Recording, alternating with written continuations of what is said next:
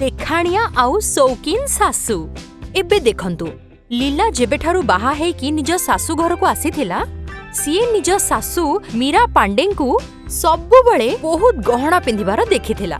बहुत थर तो एमिति हेछि जे जेतेबेले भी मीरा पांडे बाहर को जानती सेतेबेले से जेतिके गहना पिंधि थांती फेरिला बेलकू आहुरी बेसी गहना थाए। सासू मां ये कौन संध्या बेले आपण जाइथिले तो आपणक हातरे दुईटा मोटा मोटा चूड़ी दुईटा मुदी और बेकरे गोटे चेन नथिला आ एबे राती रे फेरिछंती तो तते कौन करिबार अछि तू निज काम करूनु।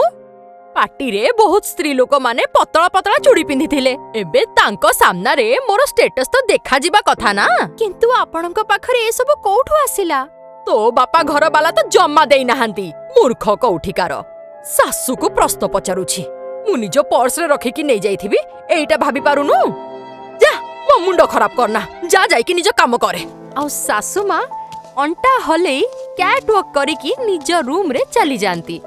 बहु हैरान है कि घर बाहर को चली जाए अन्य मनस्क है कि कुहे सासू मां को केमिति जे बुझेबी ये तो किछि सुनिबा को राजी मध्य नहंती। अरे कौन हैला बहू कौन फुसुर फुसुर करी चालिचु लोक कहिबे पांडे आज्ञांकर बहु पागल हे जाइछि। मु तो पागल ही हे जिबी जेजे काहेकि कौन हैला जे आपण सासू मां को देखिचंती संध्या बेले जाइथिले तो केतिके गहना पिंधि कि जाइथिले एबे राती रे फेरिचंती तो अलग गहना। हां ताहेले मु पचारिली तो कहिले जे मु पर्स रे नै कि जाइथिली अन्य स्त्री मानक गहना देखिली तो आहुरी गहना पिंधि पकेइली।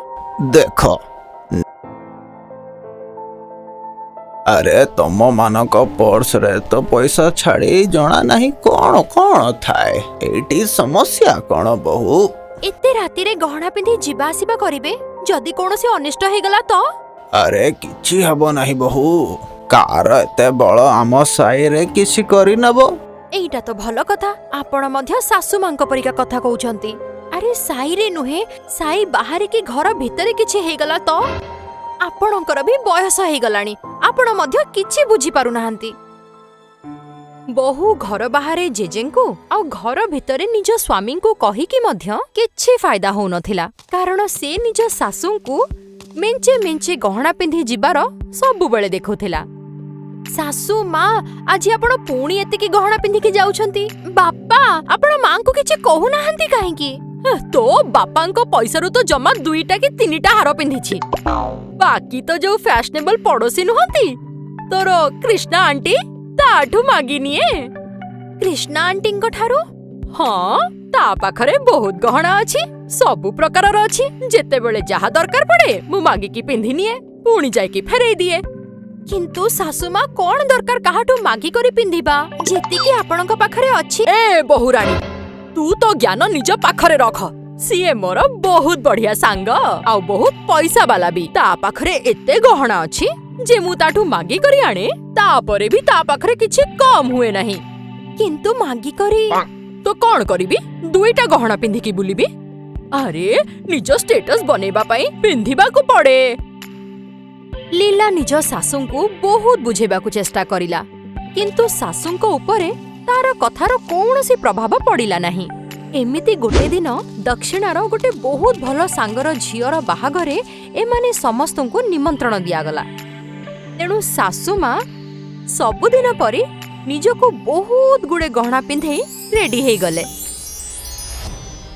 बाप रे एते सब गहना सासू मां ए तू चुप रह मो स्वामीर भलो सांगर झियर बाहागर अछि निज स्टेटस तो देखैबी ना सेठी बहुत बड़ घरर स्त्री लोक माने आसीबे तू कोन चाहुचु मो स्वामी आ पुओर नाक कटि जाऊ।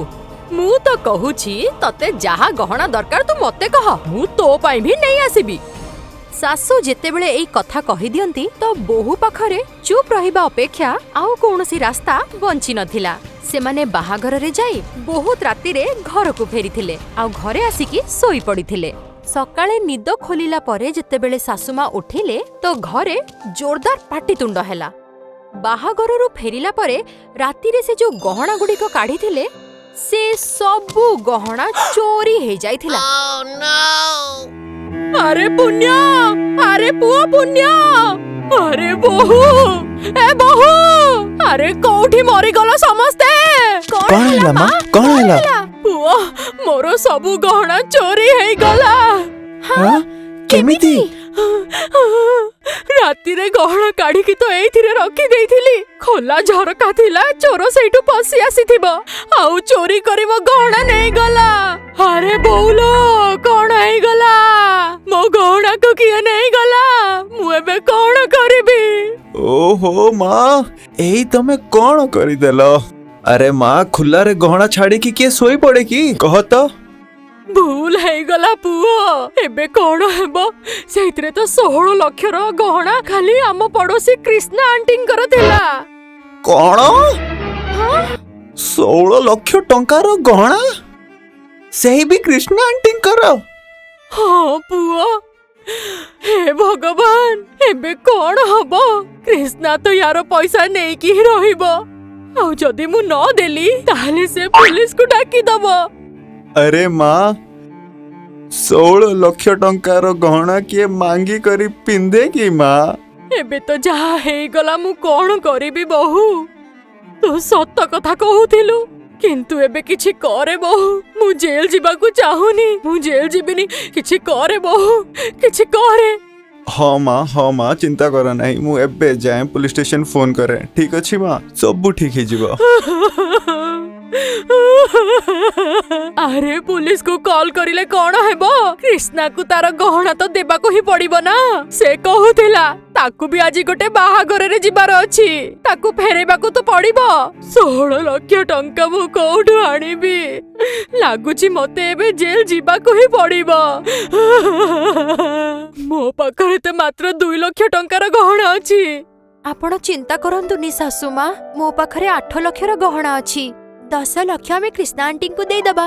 କହିଦବା ପୁଲିସ କେସ୍ କରିବେନି। ବାକି ଯୋଉ 6 ଲକ୍ଷ ରହିଲା ଟିକେ ଟିକେ କରିକି ତାଙ୍କୁ ଦେଇଦବା। ଓ ମୋର ବୋହୁ, ତୁ କେତେ ବଢିଆ। ଭଲ ହେଇଥାନ୍ତା ଯଦି ମୁଁ ତ କଥା ଆଗରୁ ମାନି ନେଇଥାନ୍ତି।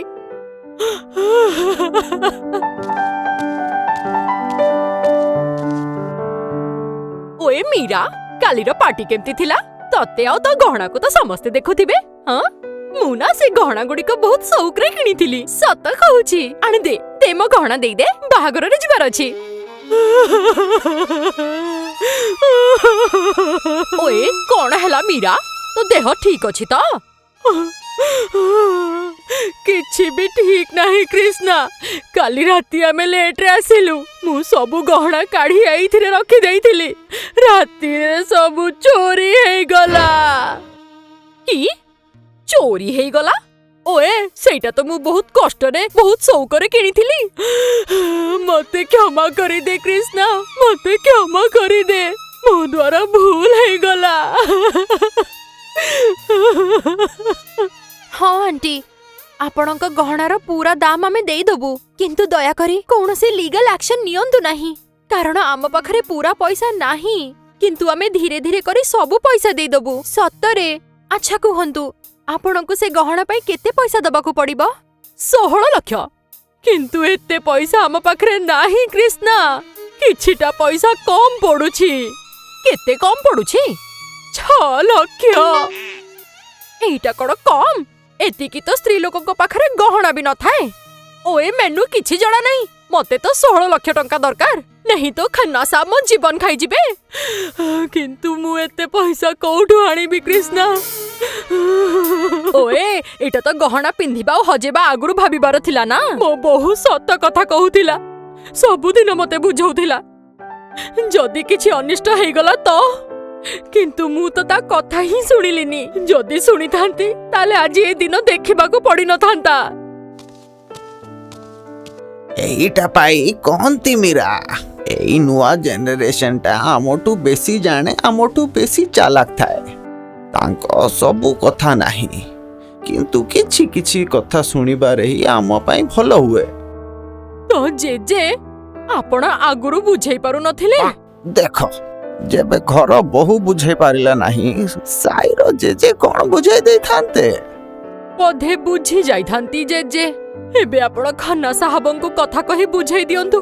अच्छा अच्छा देखंतु, आजि ठारु मु ए सब केबे भी करिबिनी। सत कथा? हां सत कहूची जेजे, सतरे एबे ठारु आउ मु भूल काम करिबिनी। तो इने तोर सबु गहना ଆରେ ଆପଣଙ୍କ ପାଖରେ କେମିତି? ରାତିରୁ ଏଇଠାରୁ ଯାଉଥିଲି ତ ମୁଁ ଦେଖିଲି ତ ଘରର ଝରକା ପୁରା ଖୋଲା ଥିଲା ଆଉ ସବୁ ଗହଣା ଥିଲା ଝରକା ପାଖରେ। ମୁଁ ଭାବୁଥିଲି ତତେ ଉଠେଇ ଦିଏ, ଚୋର ଯଦି ଚୋରି କରିନେଲା ତ। ତେବେ ମନ ଆସିଲା ତତେ ବୁଝେଇବା ପାଇଁ ଏହି ଭଲ ସମୟ, ଆଉ ମୁଁ ସବୁ ଗହଣା ଝରକାରୁ ବାହାର କରିନେଲି।